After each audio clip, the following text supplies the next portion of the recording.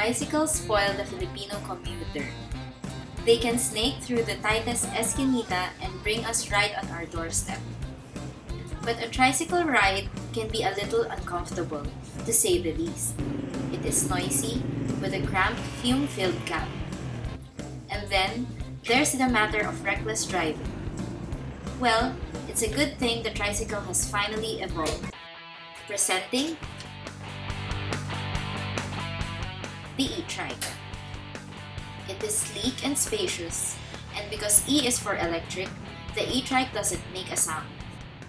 Pag gumagamit kasi tayo ng e-trikes or yung shift sa electric vehicles, nada-diversify natin, iba't iba yung pinagkukuhanan natin ng langis or panggatong para dun sa mga sasakyan. Mas tahimik ito, malinis siya sa environment, na-achieve natin yung energy security, and then nakakatulong rin siya sa livelihood ng ating mga kababayan. With its serene, historic walls, Intramuros was recently selected as the pilot area for an ambitious 550 million pesos e-trike project. Actually kasi ito yung nakikita nilang potential na halo-halo yung tao. May foreigners, may local, may students.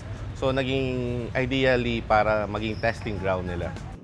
The project is a grant from Japan in coordination with Japanese IT service provider SoftBank Corporation. The project will run for 2 years. Kaibahan niya, unang-una, kuryente, walang usok, walang ingay, convenient, at saka meron kami tinatawag na fixed fare. Kahit umulan, bumagyo, iisa pa lang din ang pamasahe. Hindi nababago. There are now 50 e-trikes roaming the walled city. May future ang electric. Diskitan ka pumuntang bansa, yun ang future ng electric. Internal combustion engine slowly mawawala. Ayos naman po, maganda naman po siya.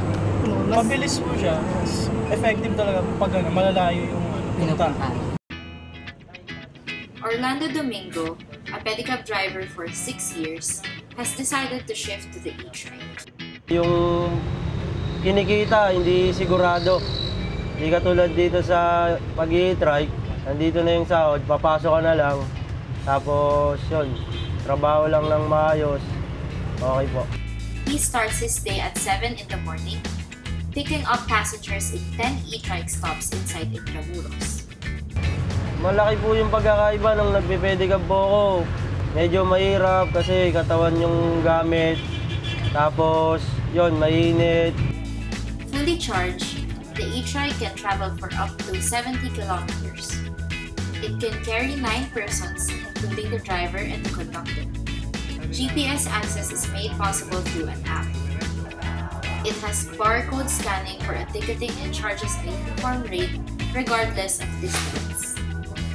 20 pesos for students, 17 pesos and 50 centavos for persons with disability and senior citizens, and 25 pesos for regular passengers. Mabilis siya. Saka mabilis siya. Kasi minsan naniningi ito mapitikap na sobra. Dito? Dito, kailangan may lipa. If e-trike project turns out well, the implementers believe the Philippines could be well on its way into becoming a major player in electric vehicle manufacturing. The government itself is implementing a $504 million e-trike project funded by the Asian Development Bank and the Clean Technology Fund. Na-attain na yung objectives ng programa dahil madami na. Kung dati wala tayong e-trike manufacturer sa bansa, madami nang gumagawa ng e-trike sa ating lipunan sa kasalukuyan. Maglalabas kami ng pangkalahatang guidelines na ang lulan nito, sinasabi natin na kung sino man ang gustong marapat na pumasok sa electric vehicles, halimbawa charging stations, kailangan hindi siya nagdi-discriminate. So lahat ng uri or lahat ng type ng sasakyan na electric, kaya niya dapat i-charge. There are approximately 3.5 million gasoline-fueled tricycles in the country, emitting a whopping 10 million tons of carbon dioxide annually. The use of e-trikes can significantly reduce these air pollutants. Kia Industrial Corporative in Cavite is an automotive and motorcycle parts supplier. In 2014, it started assembling and selling e-trikes in the country.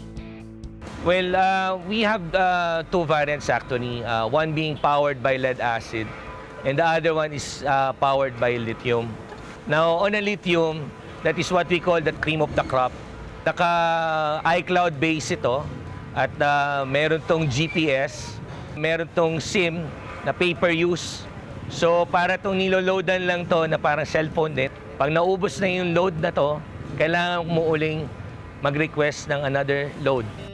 The lead-acid-powered e-trike can be charged for 8 hours and can run for 60 kilometers.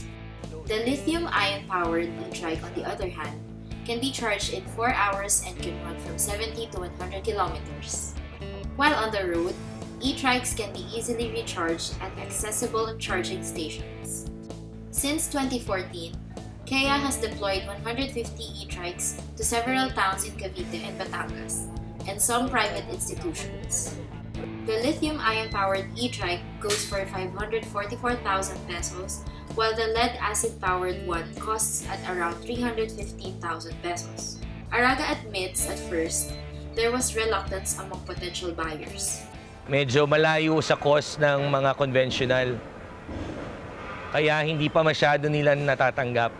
Pero at least kahit papano, with the support of the government, such as LGU, slowly but surely na nakikita nila yung essence nito. Kasi binibigyan nila ng incentives na kahit papano, like free franchise. In Bacoor, for example, e-trike makers like KEA had been given a franchise by the city government. Araga hopes more sectors would join the drive for a cleaner and cleaner environment.